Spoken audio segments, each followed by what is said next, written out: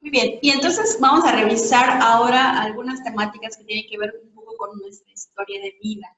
A veces es difícil confrontar estas experiencias pasadas. Es muy común esta frase de a mí me pegaron y no me pasó nada, a mí me educaron así y no me pasó nada. Y al final de cuentas no notamos que sí nos pasaron cosas. Y no solamente ahorita, vamos a pensar en el pasado, vamos a regresar a nuestro ser niños, a nuestro ser niñas. Y recordemos, quizá miremos para arriba y recordemos esas figuras.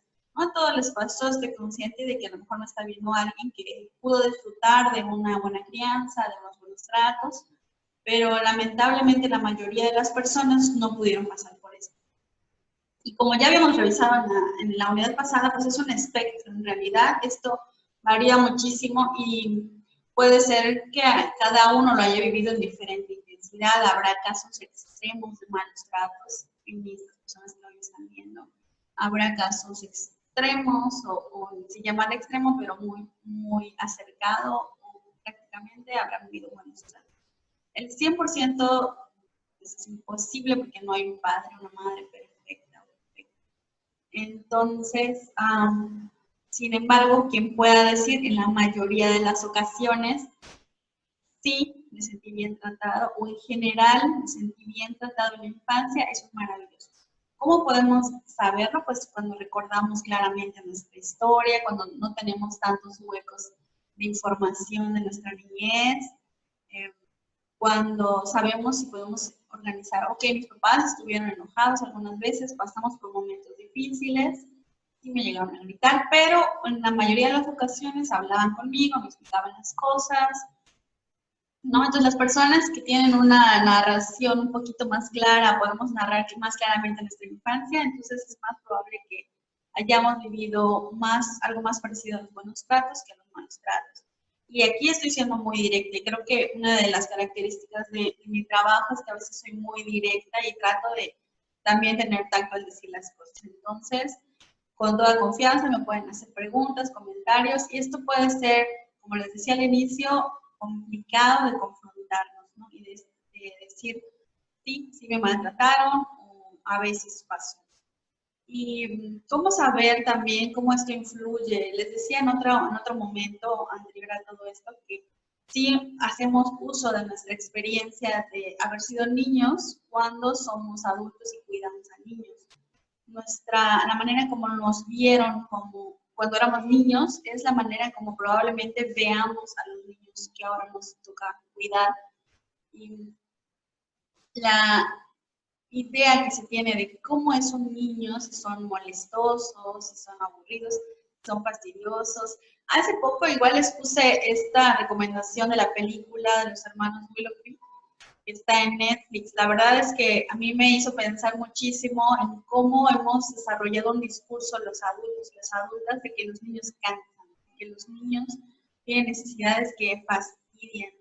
Y eso tiene que ver con muchas cosas, tiene que ver con que no hemos aprendido o que dejamos atrás incluso esta convivencia de familia extensa, en lo que se le llama ahora tribus, que no es tan sencillo de conformar ni tan sencillo de encontrar quizá una tribu o un grupo de otras mujeres y otros hombres que críen en comunidad, que se reúnan, que compartan responsabilidades, que compartan también momentos disfrutables, porque, bueno, nos han enseñado a desconfiar de los otros, nos han enseñado a no conectarnos, a no pedir ayuda, y todo eso, pues, tiene que ver con lo que quieren que aprendamos, quizá como para dividir.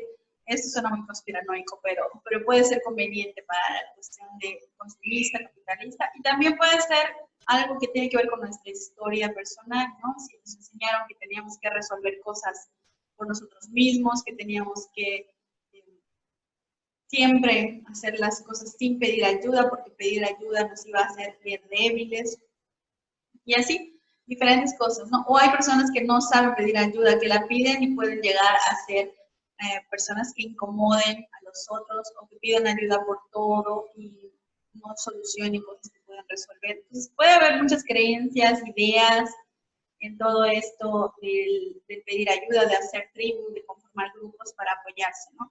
Y bueno, a lo que voy con esto es que a veces toda esta historia y podemos tener clara en la mente que cómo fue nuestra historia, podemos darnos cuenta de que tenemos que sanar cosas y a veces no sabemos cómo, no sabemos por dónde poder lograrlo, ¿no?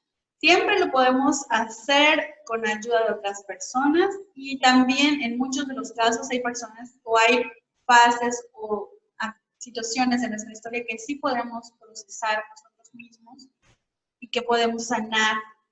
Esto nos requiere reflexión, nos requiere hacer un alto, pensar cómo fue mi vida y nos requiere perdonar también a las figuras que nos maltrataron, si es que queremos perdonarlas.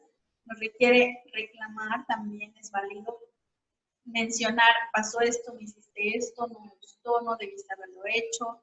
Recibir la disculpa de otras personas si es que están listas para hacerlo también tiene que ver con nuestra sanación. Entender, por otro lado, el pasado o la propia historia de esas personas que nos cuidaron cuando éramos niños y preguntarles, y esto es muy interesante, preguntarles cómo fue papá, mamá, abuelita, cómo fue tu vida cuando eras pequeño, te castigaban, ayudabas en las labores del hogar y pues nos vamos a enterar probablemente, a lo mejor ya lo saben, ¿no? A lo mejor no les han hecho preguntas a sus cuidadores cuando eran niños, pero a lo mejor se enteran de cosas que les pasaron que fueron impactantes, que a lo mejor fueron atroces, ¿no? Yo sí recuerdo los castigos que le hacían a mi abuelita, de verdad que eran tortura. Entonces, si nos ponemos a pensar, a ver, esta persona que me cuidó y vio tortura cuando era niño y cuando era niña, ¿qué cambios tan grandes y tan importantes hizo para poder mostrarse amoroso, para poder mostrarse cariñoso, paciente con los niños que le tocó cuidar? Digo, a lo mejor con sus hijos no le fue tan fácil, pero con los nietos, digo, con mi figura de abuelita, pues sí, la figura de abuelita tierna, cariñosa, que nos acompañaba, que nos consentía, ¿no? Entonces, cada quien puede pensar cómo fue la historia de vida de mis padres, de mis abuelos y así. Entonces, la mía también tiene mucho que ver con mi historia personal y pues cómo la he ido tratando de mejorar en mi labor de ser mamá, ¿no? Entonces, aquí hay un tema que últimamente, y hablando con otras amigas psicólogas también, nos genera bastante inquietud, que les han llegado videos a algunas colegas sobre personas que les mandan videos de maltrato infantil, no de sus hijos, sino mira este video, aquí le están pegando con un cinturón a este niño, aquí le sacan sangre al niño, ¿no? Nos llega mucha información de esto, nos contactan personas que difícilmente pueden regular esto y que tienden mucho a golpear a sus hijos, y esto pues es la principal razón por la cual hago este módulo más específico y relacionado con el maltrato, ¿no? Porque creo que urge que nosotros como adultos, como personas, nos hagamos cargo de qué nos está llevando a maltratar tanto a los niños y a las niñas y qué podemos hacer también, como a lo mejor yo no los maltrato tanto a mis hijos, pero sé de alguien más que sí lo hace. Y entonces, ¿cómo le puedo ayudar? Bueno, más que nada sugiriéndole que venga al curso y que o a este o a otros cursos sobre disciplina, mandándole, compartiendo la información, a la medida que las otras personas se sientan cómodas, porque también podemos llegar a ser incómodos. Si empezamos a mandar información todo el tiempo o etiquetamos a las personas, puede llegar a ser incómodo y necesitamos encontrar formas que les inviten, no que les señalen, no que les etiqueten, así como yo con ustedes. Yo sé que algunos de ustedes pueden haber ya pegado a sus hijos con cosas, con la mano. Pues, yo sé que algunos de ustedes, que yo misma le he gritado a mis hijos en algunos momentos, sé que eso, a pesar de que lo hayamos hecho, es maltratante. Y me pongo también en su lugar y créanme que no estoy en una posición de juzgarles ni de criticar negativamente lo que ustedes han hecho, porque sé que han hecho y hemos hecho los padres y las madres lo mejor que podemos en todas las ocasiones. Y a veces lo que podemos no es lo mejor, pero es lo que podemos hacer. Y de eso se trata, de ir pensando cómo lo puedo hacer mejor, porque lo quiero hacer mejor. Por supuesto que si no lo quieres hacer mejor, si no te interesa esto, entonces por supuesto que este curso no sería para ti o esta información, pero estoy segura que el 99% de los padres y madres lo quiere y lo queremos hacer mejor, me incluyo en esto. Entonces, si alguna vez has cometido este tipo de situaciones, no te juzgo como una persona maltratante, no te veo como alguien negativo, como alguien desagradable, como alguien indeseable, no. Esto es algo que le puede pasar, nos puede pasar a todos cuando nos sentimos desbordados, y solamente les invito a que reconozcamos que cuando recurrimos al maltrato para educar, entre comillas, porque el maltrato no educa, tiene que ver más con que nosotros estamos rebasados, nosotros estamos cansados, nosotros estamos muy enojados y nos lleva a maltratar. No es porque los niños y las niñas merezcan ese trato o necesiten siquiera este trato para ser educados o para comportarse mejor. ¿Ok? Entonces, de esto va este tema que es, creo que uno de los más interesantes, más intensos, por eso les decía. Porque podemos detectar qué creencias nos están haciendo respecto a este maltrato, ya ahora sí, más allá de lo que eran la hipótesis, los pensamientos que tenemos de nuestros hijos que vimos en la clase pasada, ¿no? Pensamos cosas como estas, ¿no? Cuanto más estrictos son los padres, mejores serán los niños también. Si nosotros creemos este tipo de frases, va a ser muy fácil que recurramos al maltrato. Bueno, aquí me adelanté un poco con el texto, así que ya lo acomodé. Y entonces, si nosotros creemos que tenemos que ser rudos, estrictos, muy fuertes, muy firmes, en exceso firmes con nuestros hijos, y pensamos que eso los va a hacer buenos ciudadanos, que eso los va a hacer buenas personas, les tengo la noticia de que eso es muy equivocado, ¿no? No significa que no tengamos que ser firmes, no significa eso, significa que no es mejor, entre más estricto, mejores van a ser nuestros hijos. Es una relación que se ha hecho porque efectivamente un niño que tiene miedo de que le peguen, de que lo castiguen, pues no hace cosas que a lo mejor harían o da tantos problemas, porque hay niños que han pasado por tanto castigo, tantos golpes, tantos regaños, tantos rechazos, miradas desagradables, que tantas veces les han retirado el afecto, los abrazos, las buenas palabras, por conductas que hace cualquier niño, como no querer bañarse, por ejemplo, y le decimos cochino, eres un sucio, nadie te va a querer, vas a oler feo, ¿no? Son palabras que puede decir cualquier mamá y papá. Y entonces estamos castigándolo con el maltrato, castigándolo con malas palabras, con retirar el afecto, porque le decimos estas cosas y nosotros pensamos, no, pero mi hijo sabe que lo quiero, de todas maneras lo quiero, aunque, y es verdad, ustedes quieran a sus hijos aunque les digan esas palabras, pero si es constante, si es común que usamos estas palabras para referirnos a ellos, pues ellos se van conformando una imagen negativa de sí mismos. Y también va inhibiendo esas conductas que a lo mejor cualquier niño haría. Cualquier niño puede no querer bañarse, cualquier niño puede no querer hacer la tarea, y no es que sea un flojo, no es que sea un tonto, no es que sea un etcétera. Bueno, mil cosas que les dicen a los niños. Entonces, ojo con esto, que ser muy estricto, que ser hiriente, que no ayuda, ¿no? Obviamente los golpes también. Necesitamos ser amables, los niños que se sienten bien, se portan bien. Una nalgada a tiempo siempre es buena para los niños. Estas son creencias que nos llevan al maltrato infantil. Entonces, no existe la nalgada a tiempo. En ninguna de las situaciones ameritan golpes. Yo sé que me van a decir, esta psicóloga ya empezó con sus cosas, ya empezó a decir que no hay que pegar a los hijos cuando ya está demostrado. Se ha demostrado, incluso evidencia científica nos dice que no hay que pegarle a los niños, que no es necesario y que pueden aprender sin golpes.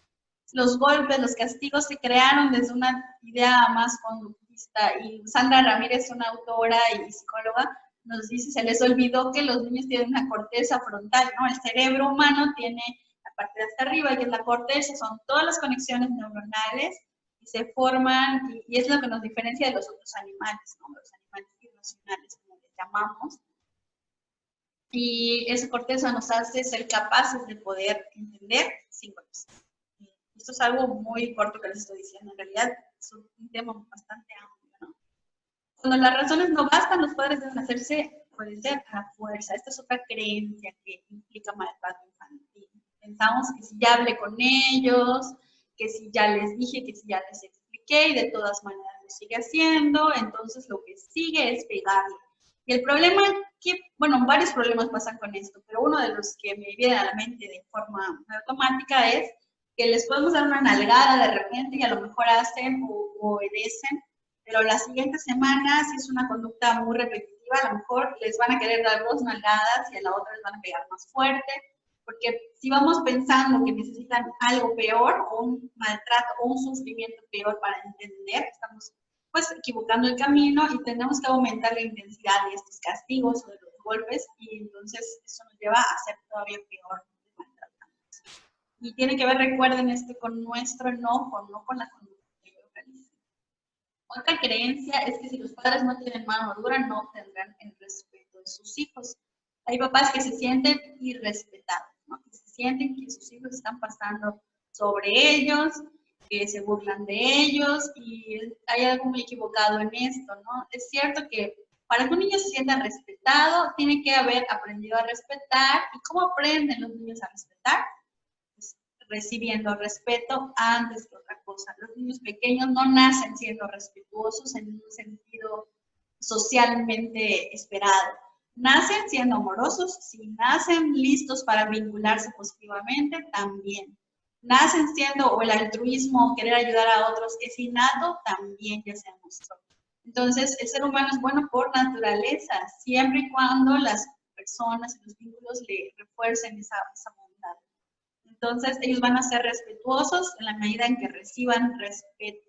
Recuerden que el vínculo con ellos, el vínculo positivo, va a ser lo que sostenga sus buenos comportamientos.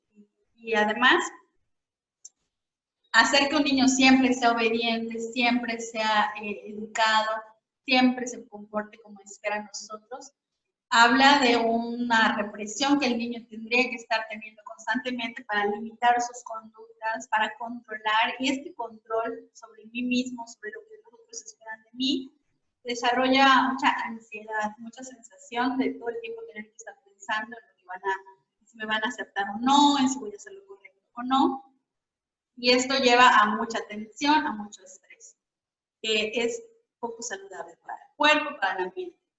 Otra creencia, bueno, esto ya no tiene tanto que ver con lo que hacemos de forma intencionada, sino que a veces pensamos, cuando un niño ha vivido un trauma, es mejor no hablarle de eso para no dañarlo más. Esta última creencia la puse porque de repente sabemos que los niños pasan por situaciones difíciles, puede ser un abuso sexual, puede ser un maltrato grave, negligencia grave, y no queremos tocar el tema con ellos y con ellas, y aquí va un poco adentrándome en lo que resulta ser otro tipo de maltrato más sutil. El maltrato no siempre es a propósito, a veces de verdad no sabemos, de verdad no entendemos qué necesitan, de verdad no tenemos las herramientas, ¿no? Entonces, pues, es la idea de este curso, que nos vayamos dando cuenta que todas las veces los niños necesitan que les hablemos de lo que ha pasado con palabras que ellos puedan entender, descriptivas y sobre todo curiosas, preguntando más que diciendo. Aquí va cuando me dicen muchos papás, es que me dicen, yo ya hablé con mis hijos, ya le expliqué, y a veces ese ya hablé con mis hijos, a ver, ¿qué le dijiste? Muchas veces es, no debes hacer esto, no le debes pegar a tu hermano, porque eso es muy grosero. No debes aventar a tus compañeritos en la escuela, tienes que respetarlos. Eso es lo que me dicen, ya hablé con ellos. Y esto no es un diálogo en realidad, esto es llegar y sermonear, explicar, imponer, volver a decir, dar instrucciones, órdenes. No es dialogar, lo que ellos necesitan es dialogar, es preguntarles, por ejemplo, en el ejemplo del compañerito de la escuela que se avienta compañeritos. Todos estos ejemplos los estoy pensando ahorita, ¿no? Es como, bueno, tú aventaste a un compañero en la escuela, ¿cómo te sentías cuando eso pasó? ¿Qué pasó antes? ¿No? ¿Qué te llevó a hacerlo? ¿Qué puedes hacer la próxima vez que te sientas enojado? Y sabes que no es correcto empujar, que puedes lastimarlo, o preguntarle, ¿qué le podría pasar a tu compañero si lo lastimas? ¿Cómo crees que él se sienta cuando tú lo empujas? ¿No? Y si te sentiste enojado, si pasó algo antes, ¿qué intentaste hacer antes de empujarlo? Bueno, muchas cosas que pueden ser un diálogo. La próxima vez que te sientas molesto, puedes comunicarlo, puedes decir, no, yo estoy aquí para ayudarte, puedes hablar con la maestra, si la maestra no ha encontrado una solución, entonces puedo ir a hablar con ella, no estás solo, y darle alternativas, ¿no? La próxima vez que te sientas enojado, le puedes decir a tu compañero, oye, me siento molesto cuando me dices eso. Estamos hablando de niños pequeños, quizá en secundaria ya no sea tan fácil lograr un diálogo si es un compañero a lo mejor que es muy agresivo, pero siempre hay que pasar por el diálogo con ellos. Y seguimos entonces con esto, porque a veces no sabemos las consecuencias que tiene el maltrato en sí, hablando del castigo físico, hablando de la negligencia. Aquí en la primera imagen vemos dos cerebros diferentes de niños de 3 años y aquí hablamos de maltrato o de extremo abandono, ¿no? Como un abandono de alimentos, de compañía, de juego, de cuidados. Quizá un niño que haya vivido en un centro de asistencia o en un albergue, en una casa hogar, ¿no? Por eso es un extremo. A ver, aquí ya después el puntero. Este cerebro que vemos aquí es mucho más pequeño que el otro y no es una imagen que hayan reducido, no es que la hayan hecho pequeña. Es una diferencia real entre un cerebro de un niño extremadamente maltratado, extremadamente ignorado o abandonado, como dice aquí, con un niño de un desarrollo normal o esperado para su edad. Entonces, revisando esto, podemos ver que nosotros, conforme más conexiones neuronales realizamos, conforme más desarrollo cerebral tenemos, nuestro cerebro se expande, porque se expanden las conexiones, las neuronas están más saludables y no hay muerte neuronal tan constantemente. Es decir, las neuronas siempre van a tener como una poda, siempre va a haber neuronas que se mueran, que se regeneren, que las neuronas sí se regeneran, como antes se creía que no, pero sí se pueden regenerar.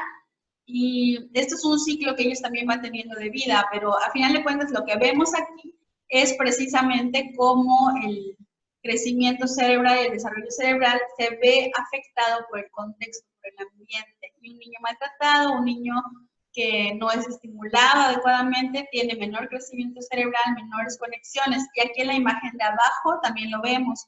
Las imágenes o las partes iluminadas, aquí esta es la parte frontal del cerebro, la parte de arriba, y esta parte es la parte de la nuca, ¿no? La occipital. Y entonces vemos cómo hay mayor activación en la zona frontal, mayor activación e iluminación en diferentes áreas, que lo que se vería en un cerebro de un niño que haya vivido abuso, maltrato, etc.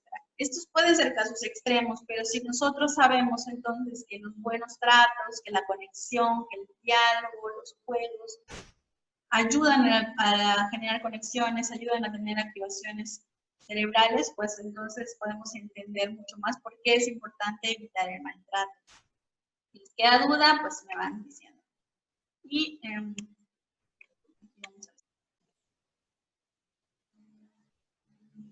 Entonces, revisando esto, podemos ver que nosotros, conforme más conexiones neuronales realizamos, conforme más desarrollo cerebral tenemos, nuestro cerebro se expande, porque se expanden las conexiones, las neuronas están más saludables y no hay muerte neuronal tan constantemente. Es decir, las neuronas siempre van a tener como una poda, siempre va a haber neuronas que se mueran, que se regeneren, que las neuronas sí se regeneran, como antes se creía que no, pero sí se pueden regenerar.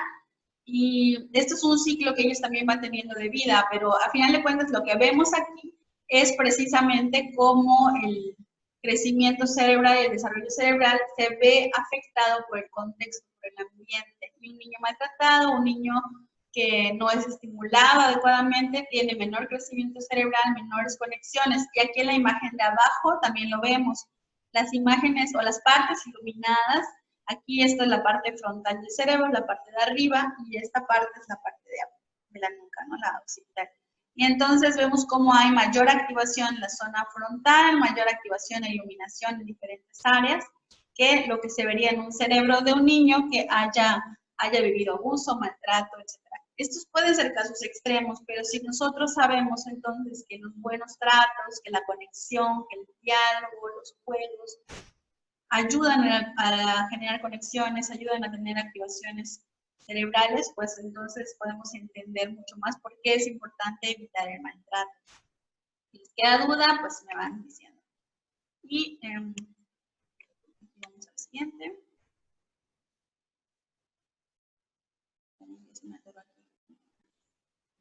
Aquí les presento un estudio que precisamente nos habla de lo que les voy diciendo. Tenemos el título del estudio en inglés, los autores, y de hecho pues bueno, lo tengo en esta presentación, pero hay otros también diferentes. Hay varios estudios al respecto, ya hay más en español también. Aquí por lo que vemos coloreado del cerebro es la corteza, la parte del lóbulo frontal.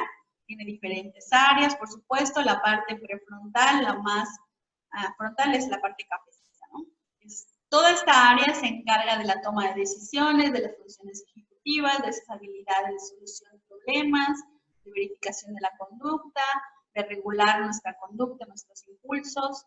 Se ayuda, obviamente, y trabaja en coordinación con las otras zonas del cerebro, no solamente ella, ¿no? Pero recibe información de tanto de la parte de la médula, del tronco encefálico, del sistema límbico, emocional, y también pues todo eso se conecta con la corteza, que es la parte de hasta arriba del cerebro.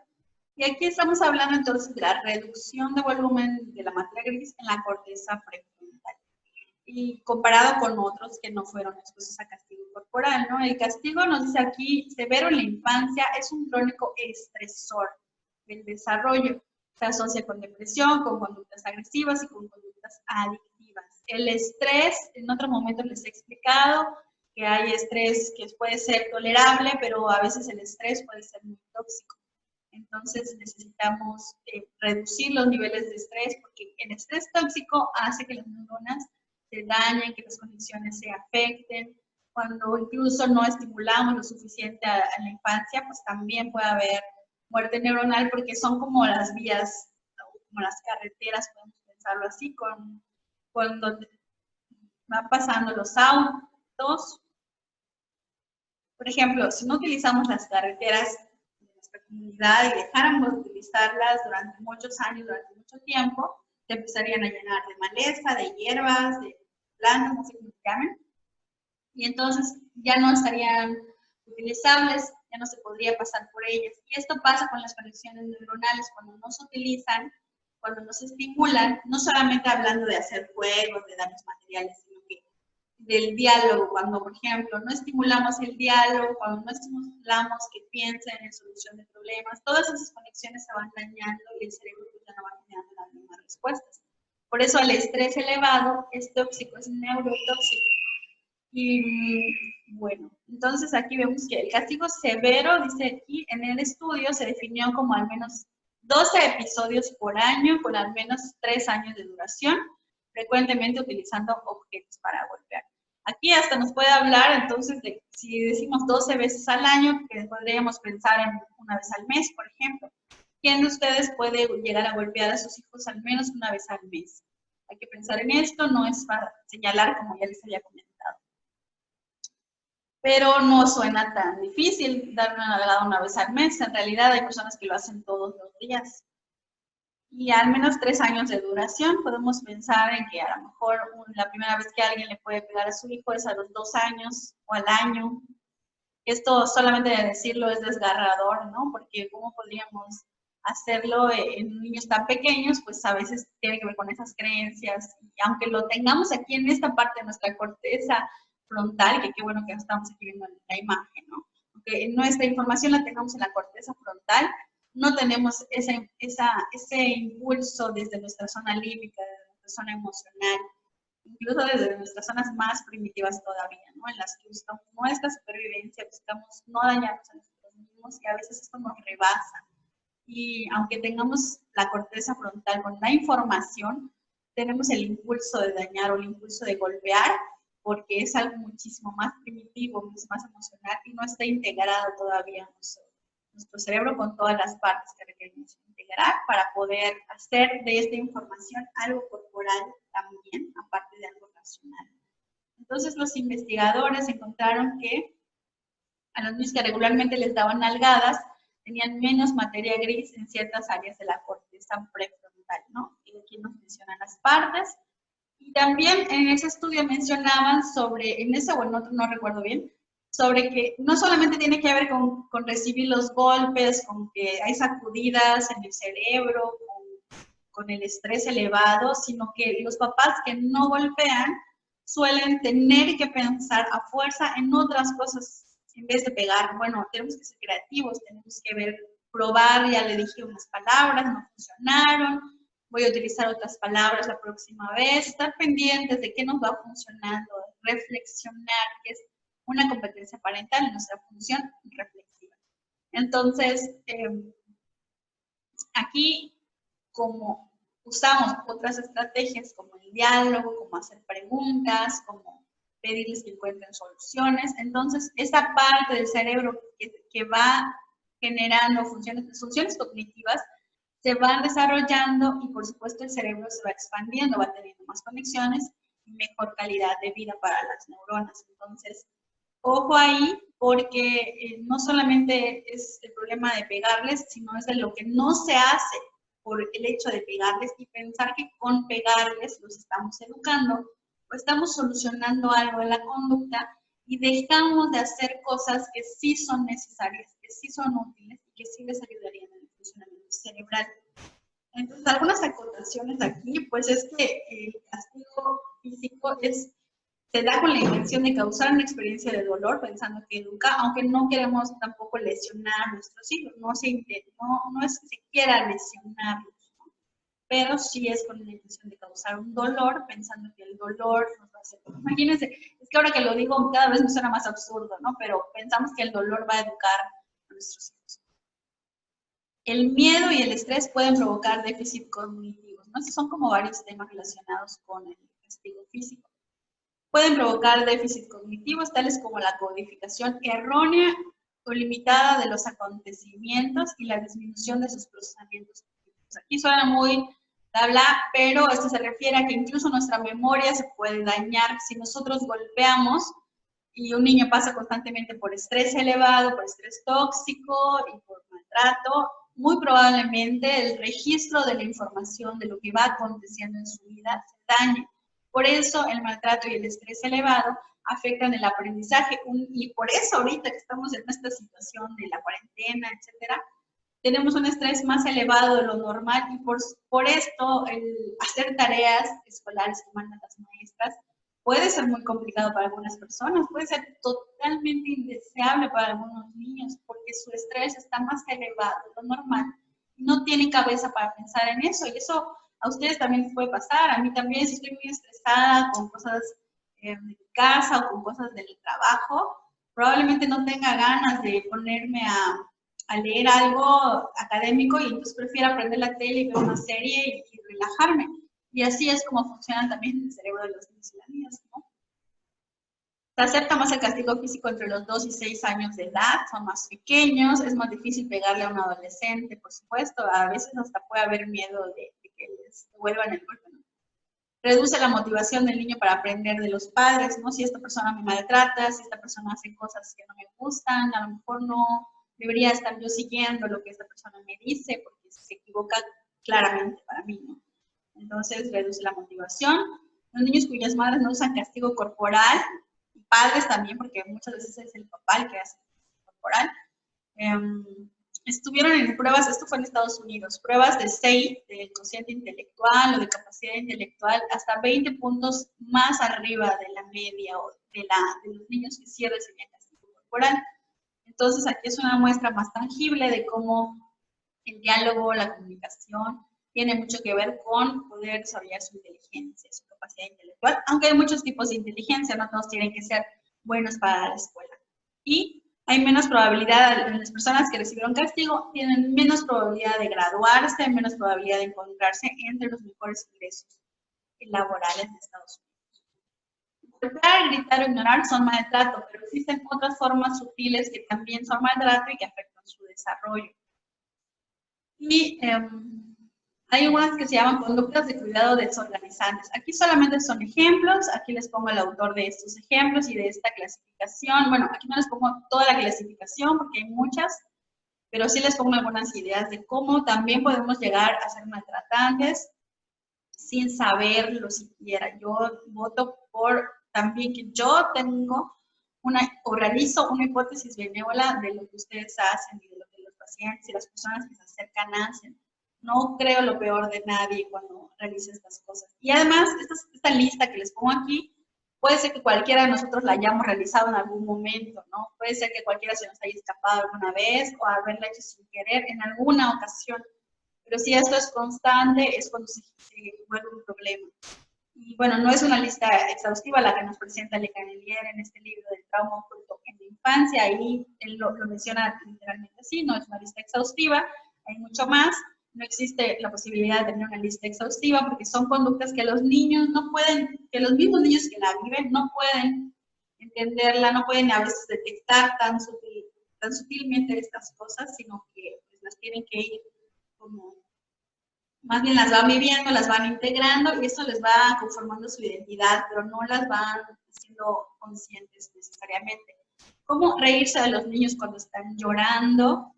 Y esto pasa muy como, mira, ya está haciendo su berrinche. Por ahí había un video de una conductora famosa en México que se burlaba de su hijo cuando hacía un berrinche. Ay, miren, vengan a verlo todos, ya está haciendo un berrinche. Bueno, lo platicó en algún momento, ¿no? Asustarlo para tratar de calmarlo. Suena incongruente, pero a veces cuando tenemos un niño que está haciendo un berrinche, está llorando, gritando, hay personas que les dicen, ve, y lo cargan, lo avientan incluso para que, ay, diviértete, ay, no pasa nada, ya distráete del problema. Y esto es asustarlos, esto es hacer, o a veces se ponen a gritar igual que sus hijos cuando son bebés, y pues esto puede desorganizar un poco a los niños pequeños, ¿no? Ser impredecible y cambiante, ¿no? Por ejemplo, hay papás que pegan y piden perdón, pegan y piden perdón, y esto es constante. Entonces, puede desorganizar todavía más que solo pegarles. Y no me refiero a que vayan y les peguen y no les piden perdón. Hay que disculparnos, hay que reparar lo que hacemos mal, lo que hacemos incorrectamente. Pero si nosotros vamos a pedir perdón a cada rato y lo volvemos a hacer y lo volvemos a hacer, pues es lo mismo que cuando un niño va y golpea a su amiguito y la maestra le dice, pídele una disculpa. Y entonces, pues, termina haciéndolo todo el tiempo y todo el tiempo pide disculpas y no se soluciona el problema. Mover al niño como si fuera un objeto. Hay veces que tenemos al niño en un lugar y llega la maestra sin decir nada y lo cambia de lugar.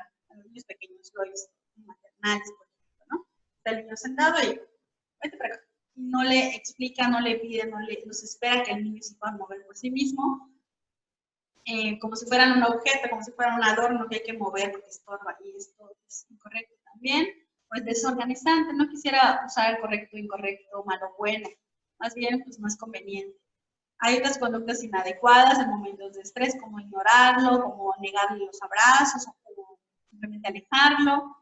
A veces se pueden jugar, a veces está el niño aquí llorando y pues no se puede venir la mamá, y se pone aquí a jugar atrás de él como para distraerlo. Ay, mira, qué bonito está ese cochecito. Y el niño, pues obviamente está teniendo un momento de estrés. No es conveniente, no es congruente que venga la mamá y se ponga atrás de él a jugar aquí, a tratar de... Entonces tenemos que ponernos de frente a ellos, ¿no? Y decirle, oye, veo que estás molesto, veo que estás enojado, ¿no? Y entonces podemos también abrazar si el niño está disponible, podemos quedarnos sentados a su lado, nada más para pasar el rato, lo que se calma. Y si tenemos algo muy importante que hacer o muy urgente, podemos decirle, mira, dame un momento, voy a buscar, voy a apagar la estufa y regreso. Vamos y regresamos. O voy a tener que hacer es moverle a la comida para que no se queme, pero aquí estoy, si necesitas, aquí estoy. Y no tardarnos mucho en regresar. No son cosas que tendríamos que ir como revisando.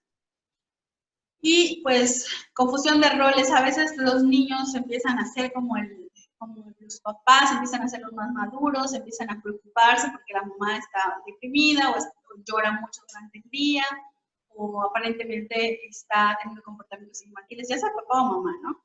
Por parte de los adultos, o les pedimos permiso, ¿no? Oye, hijo, ¿me das chance de ir a trabajar hoy?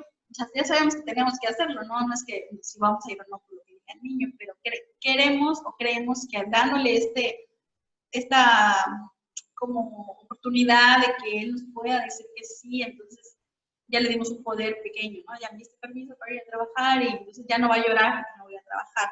Entonces estamos desorganizando la conducta porque estamos poniéndolo a ellos en un papel de adultos que no son y que nosotros somos los que tomamos las decisiones en realidad, ¿no? Entonces, hijo, ya te puedes meter a bañar, hijo, ya quieres hacer tu tarea. Está bien en ocasiones preguntarles, pero muchas de las veces es mejor usar frases como ya es momento de hacer tarea, es momento de bañarse, en vez de preguntar todo el tiempo, ¿no? Es, como les digo, siempre es bueno hacer preguntas sobre qué les parecen las cosas, sobre si están listos para hacer algo, y que puedan decidir también, pero no ponernos en el papel de que ellos sean los que coordinen las cosas o deben o tomen las decisiones, porque ya estaríamos poniéndonos a nosotros como subordinados, como los hijos. Y la verdad es que sí es una relación más vertical en la crianza, sí necesitamos estar más en un papel de la autoridad, que puede ser una autoridad amigable, una autoridad